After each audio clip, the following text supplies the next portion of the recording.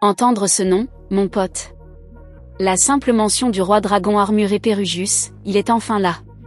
On va enfin le voir au format animé et je suis hyper chaud pour ça. Je suis tellement impatient de découvrir ce personnage dans la série. Je ne dis pas qu'il va apparaître de sitôt, je ne dis pas qu'il sera là dès le prochain épisode, mais quand il fera son entrée, je serai vraiment survolté. Mais oui, l'épisode 7 de la saison 3 de Mushoku Tensei, un épisode vraiment très solide une fois de plus. L'équipe fait un travail fantastique pour adapter tout ça. 2 chapitres seulement à nouveau, seulement 2. Je ne sais pas, à un moment donné il va bien falloir qu'ils se mettent à couper plein de passages, parce que je ne vois pas comment ils peuvent tenir en adaptant que 2 chapitres par épisode. Tôt ou tard, le rythme va casser, alors j'attends le moment où ils vont soudainement zapper un volume entier ou un truc du genre. Mais s'ils arrivent à maintenir cette cadence, j'en suis extrêmement heureux. Par contre, la seule chose qui m'a un peu déçue, parce qu'il couvre à peu près tout dans ces 2 chapitres, même s'il y aura quelques petits détails supplémentaires sur lesquels on va revenir dans un instant pour ceux qui ne le savent pas, ceci est ma vidéo d'impression où je traite aussi du contenu coupé. Je passe en revue scène par scène en donnant mon avis ainsi qu'un peu de valeur ajoutée issue du light novel, donc si vous cherchez les détails coupés, vous êtes au bon endroit. Bref, la seule chose qui m'a un peu déçue, c'est le combat entre Linia et Pursena. Ce n'était pas très impressionnant, malheureusement. Le début est génial, ils amènent ça super bien, j'adore Rude qui sort la cloche et tout le reste, et puis elle qui s'insulte, se balance des jurons et finissent par s'échanger des coups. Mais après ça, on n'a plus que le visage de Rude à l'écran, et à un moment donné, il montre un plan d'ensemble éloigné et la situation a déjà dégénéré. C'est en mode, ouais, ce n'était pas fou. J'aurais aimé voir de vrais bons moments d'action. Après, c'est fidèle au roman. Dans le roman, pendant toute cette séquence, il fait la narration. Il commente le truc comme s'il était un mec au bord du ring en train de dire « Oh là là, elle s'échange des coups. Oh, maintenant elle se morde. Oh non, elle aussi a des crocs, alors elle s'y met aussi. » Et au bout d'un moment, on lui fait remarquer « Rude, pourquoi tu te comportes comme ça? Elles prennent ça au sérieux, pourquoi tu te moques d'elle? Pourquoi tu en fais une plaisanterie? » Et oui, ça explique le fait que ça commence par des insultes, que ça passe à des échanges de coups puissants, et qu'à un moment donné, ça dégénère complètement, elles se retrouvent au sol à faire de la lutte, et ça devient juste 2 gamines dans une cour de récréation en train de se mordre et de se crêper le chignon. Donc il y a un gag derrière, je comprends le trip, mais je voulais voir 2 ou 3 vrais beaux plans d'action avant ça. Je voulais un bon combat avant que ça ne dérape, ou même simplement de bons visuels montrant leur dégradation. On aurait pu avoir de super gros plans sur elles en train de se mordre et de se battre, un truc dans le genre. Mais la majeure partie était concentrée uniquement sur le visage de Rude. La majorité de toute la scène, c'était juste la tête de Rude, et je me suis dit, ce n'est pas ce que j'avais imaginé, malheureusement. J'imaginais ce que Rude imaginait, et j'imagine que c'est ce qu'ils ont essayé de rendre en restant bloqués sur lui, mais ceci mis à part, c'est mon seul vrai reproche. Le reste de l'épisode est vraiment, vraiment bon, et ils font un travail formidable pour adapter l'œuvre et s'assurer d'inclure tout ce qui est important. Mais entrons dans le vif de l'épisode proprement dit. L'épisode s'ouvre sur la remise des diplômes de Linia et Pursena. Le roman donne d'importantes mises à jour sur tous les autres personnages, parce que oui, surprenant je sais, Rude va toujours en cours même si on ne le voit pas à l'écran, ce qui est une bonne chose, pas besoin de le regarder assis en classe tous les jours. Il va à l'université et tout, mais oui, il nous donne des nouvelles, l'hiver a commencé pour de bon et Rude a fêté ses 18 ans. On a donc une mise à jour sur son âge réel ici. Ses recherches progressaient régulièrement et il a réussi à valider ses exigences pour son année universitaire. Donc oui, bien qu'il ait fait un voyage sur le continent de Bégarit, il a étudié et a rempli toutes les conditions requises pour valider son année ou, du moins, passer dans la classe supérieure. Il sera bientôt en 4e année et tout allait pour le mieux. Elena-Lise, en revanche, allait devoir redoubler. Oui, comme elle est partie là-bas, elle va devoir redoubler son année. Elle était élève en filière générale et ses 6 mois d'absence l'ont laissée complètement à la traîne. Cela ne semblait pas la déranger plus que ça, mais Rude se sentait coupable puisqu'elle était partie pour aider sa famille. Sylphiette n'a pas atteint son quota de présence, mais ses notes étaient excellentes et, en raison de son rôle de garde du corps d'Ariel, elle a obtenu une dispense spéciale pour passer à l'année supérieure. C'est toujours une question de piston, n'est-ce pas? À la maison, les choses allaient bien. Lucie grandissait vite, mangeait de la nourriture solide au lieu d'être allaitée, et elle a même prononcé ses premiers mots, Rudy. Rudy. C'était logique, car personne ne l'appelait « papa » à la maison. Elle appelait Sylphie « Mama », mais c'est parce que Sylphie lui avait délibérément appris le mot en lui répétant « Mama, Mama, dis Mama ». Il s'est dit qu'il devrait faire la même chose, mais qu'il ne fallait rien précipiter. Avec le temps, il lui apprendrait à l'appeler « cher père ». N'empêche, c'était fou qu'elle parle déjà. Il devait l'avoir un petit génie entre les mains. Oui, il savait bien que c'était normal pour un enfant de commencer à cet âge-là, mais c'était quand même incroyable d'entendre son enfant commencer à parler. Il savait aussi qu'il y avait un revers de la médaille à la voir grandir, du style la voir dire plus tard « Ne lave pas mes sous-vêtements avec ceux de papa ». Non, en fait, il avait hâte d'entendre ça pour une raison quelconque. Avec l'arrêt de l'allaitement, la poitrine de Sylphie est revenue à sa taille normale. Profiter de cette délicieuse et excellente douceur va lui manquer. Oui, sa taille normale ne le dérangeait pas, mais il avait l'impression que la période bonus touchait à sa fin. Ils ont donc mis fin à leur contrat avec Suzanne, car sa présence n'était plus nécessaire en tant que nourrice. Il prévoyait toutefois de garder le contact avec elle.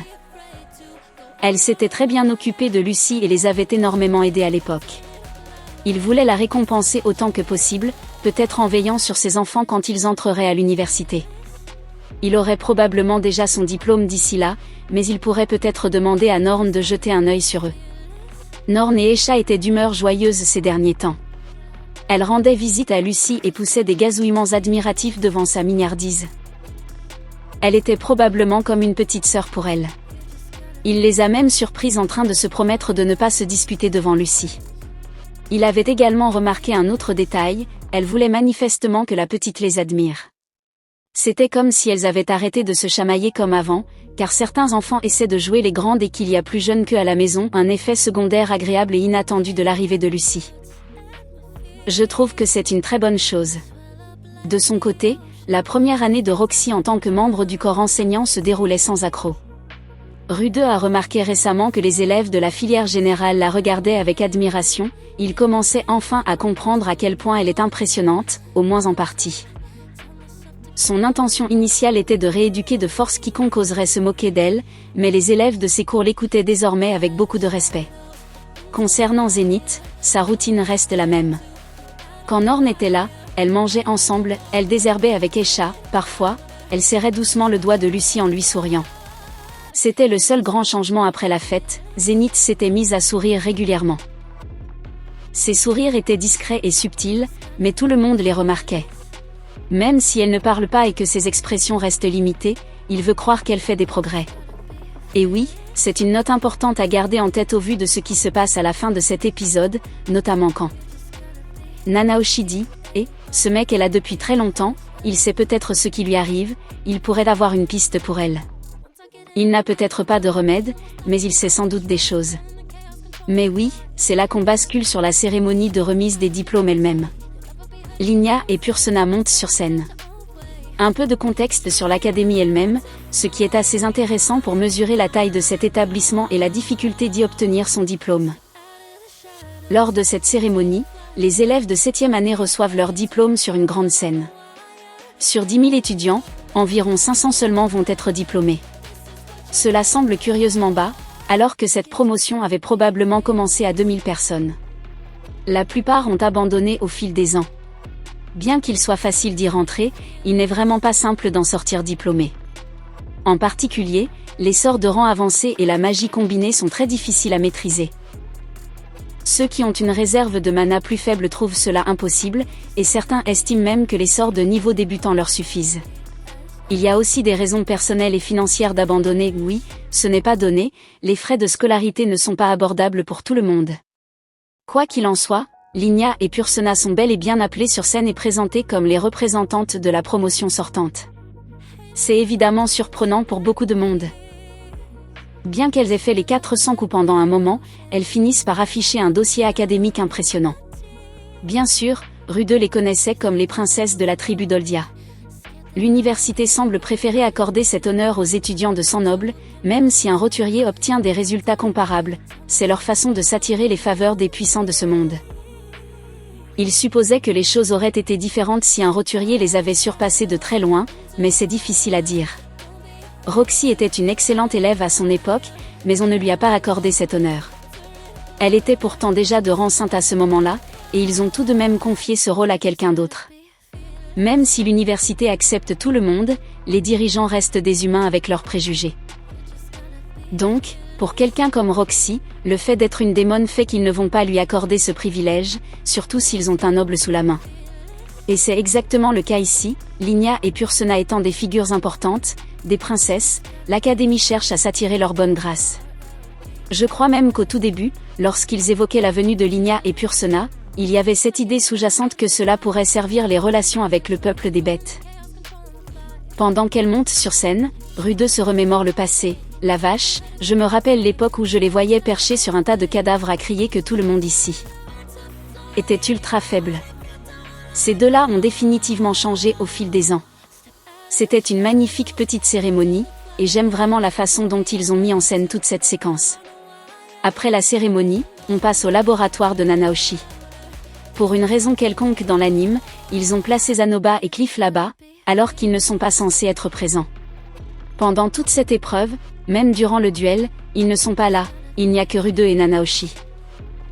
Plus tard, quand Linia et Pursena s'apprêtent à partir, elles demandent d'ailleurs à Rude et Nanaoshi de dire au revoir à Zanoba et Cliff à leur place.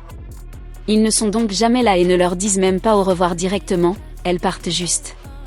Mais oui, dans l'anime, Rude arrive et remarque très vite que Nanaoshi tousse à nouveau. Il voit qu'elle est emmitouflée dans un manteau épais, en train de tousser et de crachoter. Depuis 1 an, elle tombe régulièrement malade, souffrant généralement de quintes de toux ou de fièvre soudaine.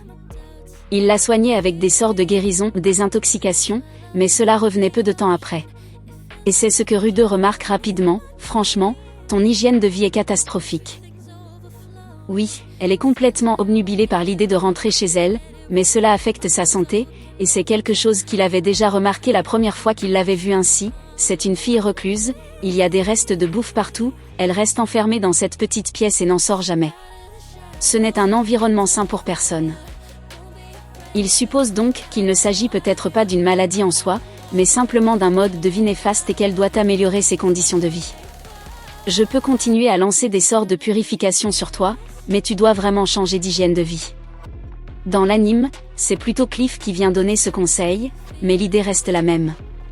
L'épisode met un point d'honneur à montrer qu'elle touche au but et qu'elle ne veut pas faire marche arrière maintenant. Il reconnaît que leur recherche avance bien, elle a terminé la 2e phase de leur plan depuis plusieurs mois, après avoir réussi à invoquer un chat à partir de la bouteille qu'ils avaient obtenue lors de la première phase. Actuellement dans la 3e phase, il invoque des êtres vivants comme un animal ou une plante. C'est un grand pas en avant très stimulant. Et oui, ils s'étaient pas mal penchés le dessus lorsqu'ils avaient abordé les différentes étapes pour la première fois. L'idée ici était de se dire, d'accord, on a invoqué cet objet, maintenant soyons plus précis sur ce qu'on veut. D'accord, maintenant penchons-nous sur de vrais êtres vivants. C'est en mode, bon, on peut invoquer un objet, mais quel est le taux de survie s'il s'agissait d'un véritable être vivant? C'est pour ça qu'ils intègrent de vrais êtres vivants maintenant, et comme il le déclare à la toute fin de cet épisode, l'objectif est désormais d'aller vers des choses plus spécifiques, de cibler un être vivant bien précis. Techniquement, elle visait un chou, donc elle essayait déjà d'obtenir quelque chose de spécifique, mais il y avait un blocage, et c'est pour cela qu'elle a décidé qu'elle voulait aller voir Pérugius. Il y avait un point intéressant à noter ici. Il parlait de la possibilité de sortir et d'organiser une fête d'adieu pour Linia et Pursena, sachant qu'elles allaient probablement retourner dans le village du peuple des bêtes. Et Rude invite bel et bien Nanaoshi pour cette occasion particulière, ce qu'elle accepte, et je trouve que cela en dit long sur son évolution. C'est le genre de personne qui ne voudrait normalement pas se mêler aux autres, elle vivait très isolée dans ses recherches et tout le reste. Maintenant, avec Rude qui l'a fait sortir et lui fait rencontrer d'autres personnes, on a vraiment l'impression qu'elle s'ouvre pas mal. Même si tous les deux ont des mots bien choisis pour exprimer leurs doutes quant au fait que Linia et Pursena puissent devenir les princesses de cette tribu et en prendre la tête. Pour être honnête, Rude s'inquiète pour l'avenir de la tribu d'Oldia, en espérant qu'ils aient assez de personnes compétentes pour faire tourner les choses si leur chef s'avérait être des abrutis. C'est à ce moment-là qu'on frappe à la porte, Linia et Pursena arrivent. Oui, c'est beaucoup à assimiler sur le coup, alors que Rude suppose dans sa tête qu'elles sont là pour le provoquer en duel une fois de plus. Oh ouais, elles sont probablement toujours bloquées sur le fait que je les ai battues auparavant. Elles veulent peut-être prendre leur revanche, gagner le duel juste avant de partir ou un truc du genre. Tout le temps, il suppose donc qu'elles veulent lui casser la figure. Même plus tard, lorsqu'elles l'emmènent quelque part pour se battre. Comme dans l'anime où ils vont au même endroit, un petit coin avec un bosquet à côté, exactement le même endroit où Zanoba et lui les avaient piégés pour se venger d'avoir cassé la figurine de Roxy. Maintenant, je dois dire que l'anime n'a pas vraiment expliqué cela très clairement, mais il y a une raison spécifique pour laquelle Linia et Pursena font ce duel. Dans l'anime, on a plutôt l'impression que c'est pour savoir laquelle des deux va prendre la suite et laquelle va partir travailler comme marchande ou autre. L'endroit où Rude avait séjourné lors de son voyage était le village d'Oldia, mais il croyait avoir entendu parler du village à Doldia aussi. Il se demandait s'ils avaient un second chef qui dirigeait cet endroit. Son hypothèse était donc: bon, j'imagine que Pursena Adoldia irait au village Adoldia pour le diriger, et que Linia Adoldia dirigerait le village d'Oldia. Elles ont dit qu'elles prévoyaient d'y retourner ensemble, mais qu'elles ont réévalué la situation en reconnaissant que le monde est grand, il y a autre chose dans la vie que de donner des ordres aux gens. Elles ont toutes les deux des sœurs à la maison, et une seule d'entre elles a besoin de rentrer pour leur transmettre ce qu'elles ont appris ici. La plus forte des deux repartirait pour être la chef, tandis que l'autre vivrait libre comme elle l'entend. Encore une fois, l'anime couvre cela, mais il y a un peu plus de contexte ici. Elles ont expliqué qu'elles finiraient par se battre en duel de toute façon une fois rentrées chez elles, et que si elles se battaient dans la grande forêt, la perdante se retrouverait avec une vie ennuyeuse, il la forcerait à épouser le meilleur guerrier du village. Il valait donc mieux régler ça maintenant et suivre des voies séparées, sans rancune d'un côté comme de l'autre. L'idée est donc: oui, on va se battre en duel ici ou là-bas, et le problème c'est que si on se bat là-bas, la perdante va juste se retrouver coincée avec une brute et s'ennuyer au village. Il n'y a aucune gloire pour celle qui perd dans la grande forêt. Les deux vont donc se battre pour la suprématie afin de diriger la tribu d'Oldia, et il ne s'agit pas forcément que Pursena parte pour la tribu Adoldia. Il vaut mieux que la perdante parte de son côté d'ici et aille explorer le monde, devenir aventurière, marchande ou peu importe. Rude s'est dit que ça commençait à avoir du sens, elles veulent toutes les deux être numéro 1, mais si elles échouent, elles préfèrent vivre carrément ailleurs. Peut-être pourrait-elle se hisser au sommet autre part. Le plan avait des failles, il mourait d'envie de poser des questions basiques, comme savoir si elle pouvait prendre cette décision elle-même sans l'implication des autres membres du clan, genre, est-ce que vous avez le droit de décider ça sans la tribu? Vous êtes des princesses, vous avez le droit de trancher ça seule? Au final, il a décidé que ce n'était pas son rôle de s'en mêler. Elles y avaient clairement réfléchi et ils pouvaient comprendre le désir de prendre leur propre destin en main. Ce qui se concrétise lorsqu'on les voit se battre. Encore une fois, comme je l'ai dit plus tôt, je n'étais pas un grand fan de toute cette séquence. Je pense qu'il faut insister sur le fait que c'est Rude lui-même qui commente. Pour les fans de l'anime, tout comme dans le roman, vous entendez simplement la manière dont il dépeint la scène, ce qui devient le moteur du gag plus tard. Il présente ça comme une bataille d'anthologie, en mode « oh là là », elles s'échangent des coups à droite à gauche, et soudainement ça coupe et la situation a totalement dégénéré. Mais encore une fois, il y a cette logique, il y a une partie passionnante au début qui dérape lentement pour devenir un affrontement où elles s'agrippent juste au sol. Il y a eu un court passage où Nanaoshi a posé des questions pendant le combat. Rude part dans sa narration, il devient complètement fou avec ses commentaires et tout le reste, et à un moment donné, Nanaoshi prend la parole et demande « Pourquoi n'utilise-t-elle pas la magie ?» Et Rude répond « C'est parce que dès le début, Pursena est passé à l'attaque. Pursena s'est verrouillé sur son objectif dès le départ. Eh bien, parce que Linia l'a traité de grosse. » J'adore toute cette séquence. C'est ce concours d'insultes stupides et enfantines balancées de part et d'autre, où elle parle d'avoir fait pipi au lit et d'avoir rejeté la faute sur l'autre alors que c'était elle, ou des trucs du genre. C'est ce qu'il y a de triste dans tout cet échange, Linia et Pursena sont du genre inséparable.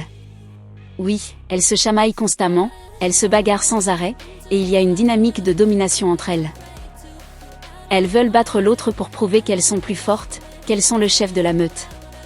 C'est ce désir qu'elles ont en permanence, et elles sont toujours en compétition.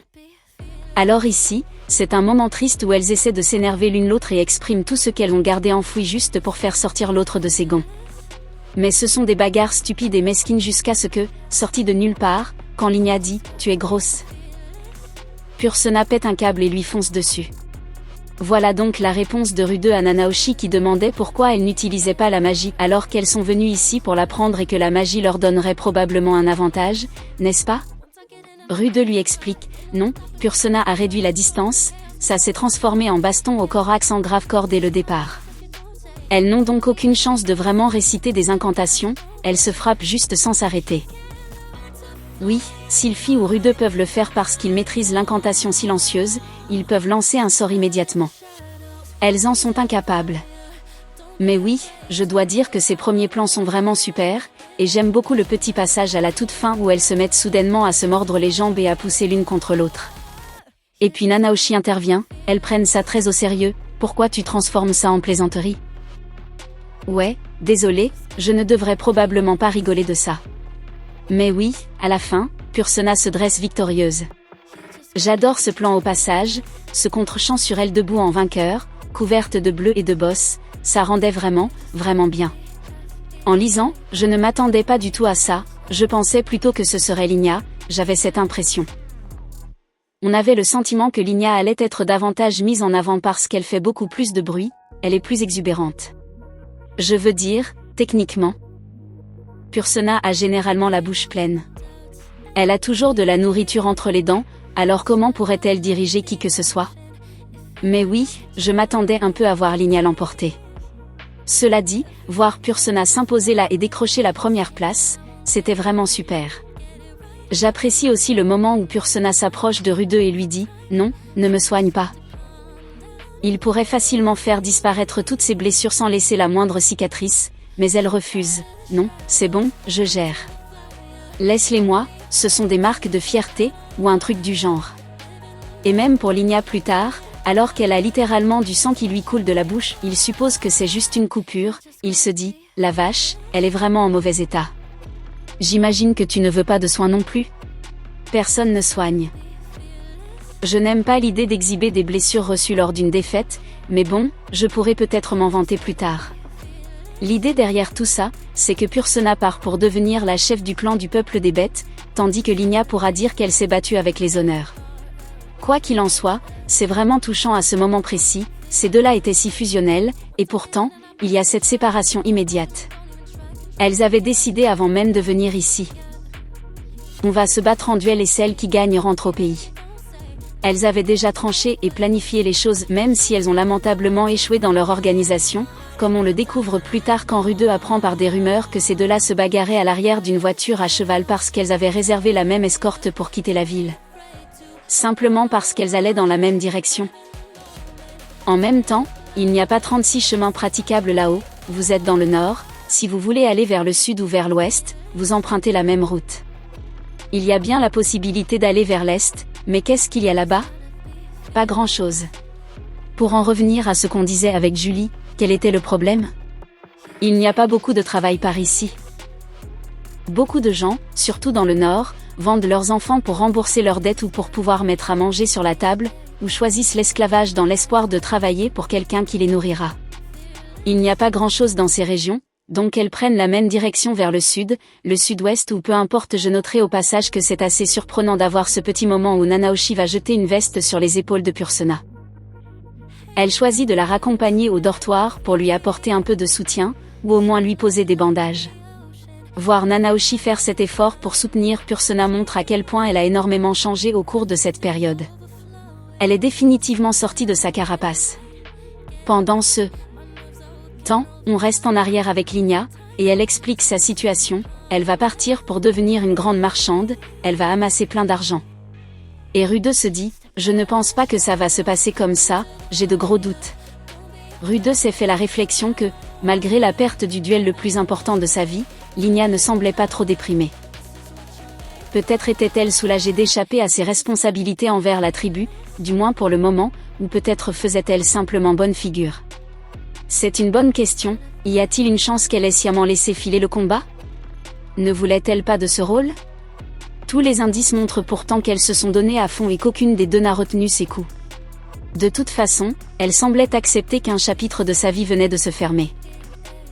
Au final, Linia et Pursena ne se sont pas fait d'adieux officiels, elles sont simplement retournées à leurs dortoirs respectifs à des moments différents, ont rassemblé leurs affaires, pensé leur plaie et quitté le campus.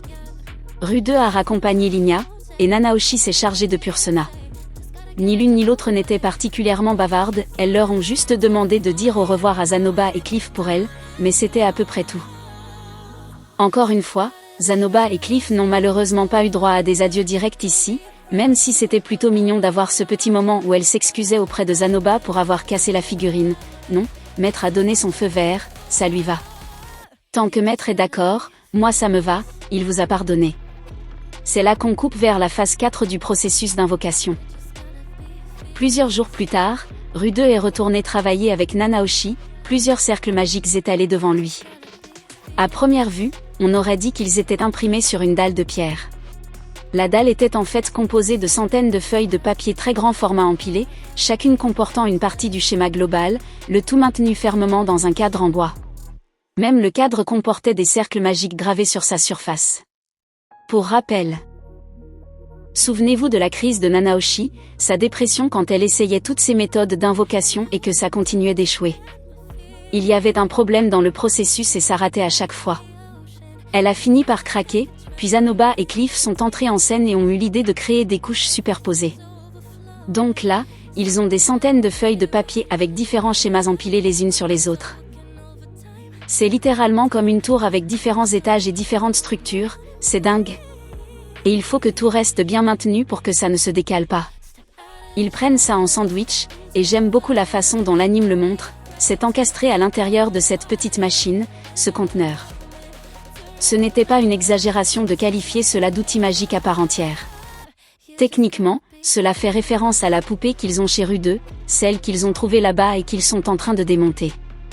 Cela ouvre la voie au gant sur lequel travaille Zanoba, ils essaient de le recréer, et c'est de là qu'ils ont tiré l'idée des couches superposées. La fabrication avait pris un temps considérable. Même si Rude a aidé autant qu'il le pouvait, le gros du travail a été réalisé par Nanaoshi. Nanaoshi était accroupi en face de lui, le regard baissé. Cliff et Zanoba l'encadraient de chaque côté, ils donnaient un coup de main, alors Rude a demandé s'il pouvait être présent lors de ces étapes majeures. Nanaoshi n'aimait pas trop l'idée, mais elle a cédé lorsqu'il a soutenu qu'ils en avaient gagné le droit. Bien sûr, leur présence n'était pas vraiment une récompense. Il voulait qu'ils soient là au cas où l'expérience échouerait et que Nanaoshi ne se remette à paniquer. Parce que lorsqu'elle a fait sa crise la première fois, elle se faisait littéralement du mal, elle se débattait et se blessait. C'était assez efficace d'avoir quelqu'un du sexe opposé pour réconforter une personne, ce n'est pas une règle universelle, mais c'était vrai d'après son expérience à lui. Je pense qu'on peut vraiment y déceler des pensées perverses de la part de Rude. Du genre l'emmener dans un bon bar à hôtesse et la couvrir d'attention, ce genre de choses. Il n'avait pas vraiment le profil pour travailler dans un host club, mais c'est l'intention qui compte. Rude était confiant cette fois-ci, Cliff avait donné son aval au croquis et l'expérience de Zanoba avec les prothèses le rendait très doué pour le travail de précision. Et encore une fois, quand ils ont eu ce problème avec les plans initiaux de Nanaoshi, Cliff avait tellement de connaissances sur les cercles magiques à l'époque qu'il a pu examiner tout ce sur quoi elle travaillait et se dire « Eh, tu devrais peut-être modifier ça ici ». Et elle réagissait en mode « Ah oui, c'est totalement logique ». Ils se sont très vite très bien entendus grâce à ses compétences dans ce domaine. Mais c'est là qu'on entre dans le processus d'invocation proprement dit. Lorsque Rude a injecté un peu de mana à l'intérieur, il a senti que le dispositif lui en aspirait de plus en plus. Ce n'était pas une surprise, la structure était très gourmande en énergie. Il n'était pas sûr que quelqu'un d'autre que lui puisse l'alimenter. Sylphie disait qu'un seul cercle magique équivalait à lancer un sort de rang avancé, celui-ci était composé de plus de 100 cercles. Cliff a aidé à rendre le tout plus efficace, mais cela dévorait encore au moins 20 fois plus de mana qu'un cercle unique. La vache! Je veux dire, c'est encore plus à mettre au crédit de Cliff, parce qu'il parle de l'équivalent de 100 cercles, et Cliff a réussi à ramener la consommation globale à l'équivalent de seulement 20. Il a fondamentalement divisé la consommation par 5. Le mana pulsait dans la pile comme le sang pompé par un cœur. Bientôt, l'ensemble a commencé à émettre une lueur. Rien ne semblait anormal, le mana s'écoulait de manière fluide. Lentement, la couleur des cercles lumineux a changé, jaune, orange, bleu, blanc. Le motif était distinctif et familier, il avait déjà vu des éclairs de lumière pareils juste avant la catastrophe de téléportation. Il s'est demandé s'il ne devait pas s'arrêter, et si cela allait tous les téléporter au milieu de nulle part? Et si c'était à une échelle encore plus grande? Sylphie et Norn étaient ici sur le campus, n'est-ce pas? Attends, et si ça emportait la ville entière avec Lucie au passage?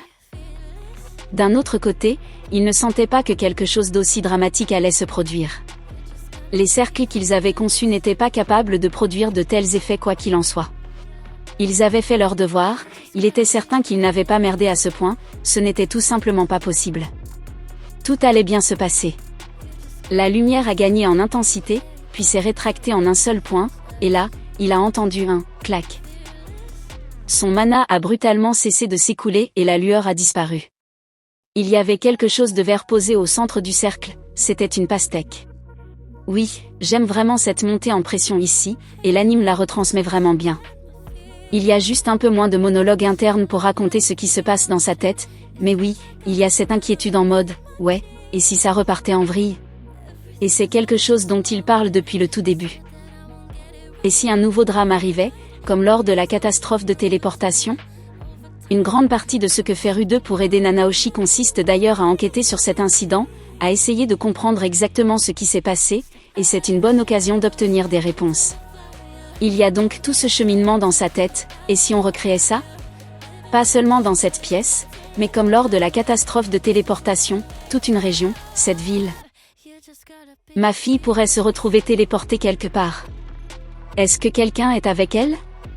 Non, attends, on a vérifié tout ça, on a fait toutes nos vérifications, on fait les choses correctement. On a toutes ces sécurités, on y a vraiment réfléchi, il y a un protocole qu'on suit scrupuleusement. On fait très attention à ce processus, Nanaoshi est très pointilleuse, Cliff a relu tout ça, on fait des contrôles à tous les niveaux.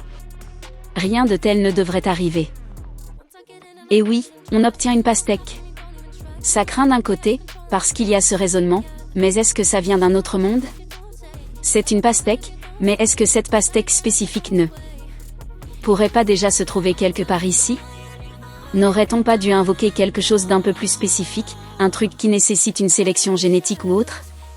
Rude dit, je sais que c'est un peu tard, mais n'aurait-on pas dû invoquer un melon de Yubari à la place? Ils ont dû faire de la sélection artificielle pour obtenir ça, donc ça n'existerait définitivement pas dans ce monde. Ce à quoi Nanaoshi répond. Dis-moi une chose Rude, serais-tu vraiment capable de faire la différence entre un melon normal et un melon issu d'une sélection spécifique? Il se dit, c'est vrai, elle n'a pas tort. Et il y a encore cette inquiétude, et s'il y avait une chance qu'ils aient pu faire pousser ce melon ici? Et s'il existait naturellement dans ce monde, même si dans notre monde d'origine il est issu de la sélection? Quoi qu'il en soit, à la base, elle essayait techniquement de viser un chou et on se retrouve avec une pastèque, donc ce n'est pas comme si elle avait pu choisir précisément de toute façon. C'est juste une étape de plus dans tout ce processus, un pas supplémentaire. Elle voulait spécifiquement un être vivant, une plante, et non un objet inerte comme une bouteille en plastique. Cela les amène à fêter ça, tout le monde se réunit pour faire une grosse fête. Plus tard, Roxy déboule complètement bourrée, réclamant des genoux sur lesquels s'asseoir, avant que l'attention ne se tourne vers Norn. Norn a l'air un peu mal à l'aise, et elle demande si elle peut rejoindre le conseil étudiant. Apparemment, cela fait un moment qu'elle donne un coup de main au conseil étudiant, c'est juste que maintenant elle se décide enfin à demander « Et, est-ce que j'ai votre permission, est-ce que je peux le faire ?» J'aime le fait que Rude se dise « Tu sais, je ne veux pas juste. » Oui, si elle le souhaite, bien sûr, vas-y, je ne veux pas l'empêcher de faire des choses. Mais il veut aussi lui inculquer le sens des responsabilités, lui faire prendre conscience de la réalité, es-tu vraiment capable d'assumer ça? Il prend ce choix très au sérieux, au fond, tu n'as pas besoin de ma permission, mais je suis content que tu aies demandé. Mais est-ce que tu vas pouvoir gérer tout ça par-dessus le reste? Parce qu'il rappelle le fait que Norn a toujours de mauvaises notes, elle n'est pas la fille la plus brillante du monde, et elle a déjà plein d'autres choses qu'elle veut faire, elle demande notamment à Rude de lui enseigner l'escrime. Va-t-elle vraiment être capable de gérer cette responsabilité en plus de tout le reste? Il est intéressant de noter ici qu'Ariel elle-même a remarqué le charisme naturel de Norn. Ariel, encore une fois, étant cette princesse capable d'envoûter les gens par sa simple voix, le genre de femme qui entre dans une pièce et capte immédiatement l'attention de tout le monde. Même elle reconnaît à quel point Norn attire les gens à elle, qu'elle est une personne vers laquelle beaucoup sont naturellement attirés, alors que Rude, pour pas mal de monde, n'a pas forcément une réputation très favorable. Mais j'aime la façon dont ça enchaîne en reconnaissant véritablement. Je veux dire, l'anime insiste beaucoup sur cet élément, le fait de soutenir les gens, et en retour d'avoir envie de les soutenir dans tout ce qu'ils font. Voir les gens grandir au fil du temps, chercher à prendre de nouvelles responsabilités, et ce désir qu'on a de vouloir les épauler. Norn essaie actuellement de grandir et d'être responsable, je dois être là pour la réconforter, jouer les pom-pom girls et la soutenir. Il donne son accord, puis Nanaoshi s'approche, toussant toujours. La fille est constamment malade, il faut encore la soigner avec la magie de purification, avant qu'elle ne mentionne le fait qu'ils ont terminé cette phase et qu'elle est allée se renseigner davantage sur tout ce processus. Elle va donc consulter l'autorité suprême en matière d'invocation. Et oui, elle en a déjà parlé auparavant, lorsqu'elle voyageait, elle a fini par rencontrer quelqu'un qui était la plus grande autorité en magie d'invocation. Là, Rude se demande immédiatement. Attends, ce n'est pas Orsted, rassure-moi. Elle répond que non, il sait utiliser la magie d'invocation lui aussi, mais il s'agit de quelqu'un d'autre. Rude est soulagé d'apprendre ça. Il se doutait qu'Orsted pouvait utiliser la magie d'invocation, y a-t-il seulement quelque chose que ce mec ne sait pas faire ? Cependant, Rude s'est rappelé que l'homme-dieu lui avait dit qu'Orsted était capable d'utiliser toutes les techniques connues au monde. Cela dit, il y a fort à parier qu'il existe une grande différence entre être capable d'utiliser un sort et être un expert dans l'intégralité de ce domaine magique. Pour inventer de nouvelles choses, il faut un ensemble de compétences bien différents. Et oui, ça tombe sous le sens, Orsted, qui voyageait avec Nanaoshi, serait peut-être capable de lancer le sort d'invocation lui-même, invoquer une pastèque s'il le voulait, il en serait tout à fait capable. Mais de là à pouvoir l'enseigner à quelqu'un d'autre ou avoir une connaissance approfondie de son fonctionnement global pour le manipuler d'une manière ou d'une autre, c'est une toute autre histoire. Il y a un monde entre savoir utiliser un outil et en comprendre toute l'ingénierie pour le modifier. Oui, elle explique qu'elle a toute une récompense à lui donner, alors elle lui dit « Et, pourquoi tu ne viens pas avec moi ? Pourquoi tu ne me suis pas tout simplement ?» J'adore la façon dont tout le monde commence à s'agglutiner autour d'elle en mode « Je peux venir aussi ? Je peux venir aussi ? Je peux venir aussi ?» Et elle fait « Ouais, j'imagine. J'imagine. » Un peu agacée, en mode « C'est bon, vous pouvez tous venir, je m'en fiche. » Est-ce qu'il y a quelqu'un d'autre qui veut venir ? Et le barman, tu veux venir toi aussi ? Mais oui, elle dit, je sais que tu veux apprendre un autre type de magie d'invocation, parce qu'encore une fois, lui veut surtout se pencher sur la catastrophe de téléportation. Elle ajoute, je pense qu'il vaut mieux que tu apprennes directement auprès de quelqu'un comme lui. Rude s'est dit que c'était vrai. Il n'avait pas particulièrement envie d'apprendre à invoquer des objets d'un autre monde. Même si cela pouvait être pratique par moments, il ne cracherait pas sur l'idée d'invoquer un biberon ou une poussette pour son gosse, ce genre de choses relève plus du luxe que de la nécessité. Il était satisfait de sa vie telle qu'elle était. Il avait un certain intérêt à apprendre des sorts d'invocation plus pratiques, mais il ne se voyait pas en avoir besoin très souvent non plus, donc c'était principalement de la curiosité. Il était toujours intéressé à l'idée de comprendre pourquoi l'incident de téléportation avait eu lieu, mais là encore, il ne ressentait pas le besoin brûlant de trouver ses réponses immédiatement. À ce stade, Rude se dit donc, ouais, d'accord, pourquoi pas, par curiosité. Mais c'est là qu'intervient le coup de grâce. Nanaoshi mentionne le fait que cet individu pourrait potentiellement aider pour la mémoire de sa mère. Rude se penche immédiatement en avant par réflexe, et Norn s'approche elle aussi. J'aime bien ce petit ajout, Norn se rapproche parce qu'encore une fois, elle était juste à côté quand Nanaoshi est arrivé, elle parlait déjà. En lui demandant si c'était vrai, Nanaoshi répond. Je ne peux pas le garantir avec certitude, mais cet homme vit depuis très, très longtemps. Il y a de grandes chances qu'il sache quelque chose d'utile. Rude s'est dit que Zénith s'améliorait de manière constante, mais qu'il était difficile de dire si elle retrouverait un jour pleinement la mémoire. Il ne voulait pas trop se bercer d'illusions quant à une guérison miracle. Malgré tout, il y avait une chance que cet homme puisse mettre un nom sur son état ou décrire des cas similaires. Combiné avec ses connaissances de sa vie antérieure, cela pourrait les orienter vers de nouvelles pistes. Oui, encore une fois, juste pour voir si c'est un cas fréquent, s'il y a un nom pour ça, afin de pouvoir chercher auprès d'autres personnes et d'autres cultures s'ils ont un remède. Même s'il n'avait pas appris grand-chose sur ce genre de maladie dans son ancien monde, il y avait une chance qu'il se rappelle quelque chose d'utile. Il donne donc son accord, puis demande qui est cet individu. Elle demande à tout le monde de se rapprocher, Pérugius, le roi dragon armuré. Le nom du héros légendaire, l'un des 3 tueurs de Dieu avec le dieu démon, l'homme qui a guidé l'humanité vers la victoire lors de la guerre de la place il y a 400 ans. Celui qui vit là-haut dans ce château flottant. Eh bien oui, si vous vous rappelez l'un des premiers épisodes de la saison 1, lorsqu'il traversait la ville avec Eri et Ghislaine, c'est là qu'il a vu ce château dans le ciel pour la première fois, et elles ont mentionné l'histoire de ce gars qui est censé s'y trouver. Et comme on le voit à la fin de cet épisode, on le découvre là-haut entouré de tous ses serviteurs. Une hype de fou, un engouement monumental pour ça. Je suis extrêmement impatient de voir Pérugius quand il fera son entrée. Mais voilà, c'est l'épisode.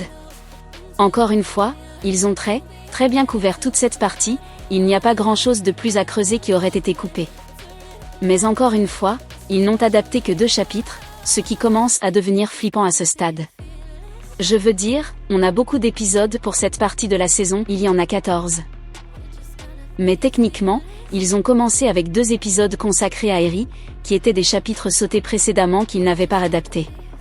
Ce n'était donc pas forcément le signe que la saison entière allait adopter un rythme plus lent. J'espère donc qu'ils pourront maintenir ce rythme, j'espère vraiment qu'ils réussiront à garder cette cadence, parce que j'adore absolument ça. J'adore le soin qu'ils apportent à cette partie de l'histoire, car comme moi et beaucoup d'autres personnes pouvons en témoigner, ce sera probablement l'une des meilleures saisons de toute la série. Ce sera l'une des saisons les plus marquantes de tout le show. Je ne veux pas trop faire monter la sauce, mais c'est littéralement parmi ce qui se fait de mieux dans toute cette œuvre. C'est tellement stimulant, du contenu vraiment passionnant. Mais oui, encore une fois, un très bon épisode. J'espère que vous avez apprécié cette vidéo, et comme toujours, j'espère que vous l'avez trouvée instructive. D'ici la prochaine fois, prenez soin de vous.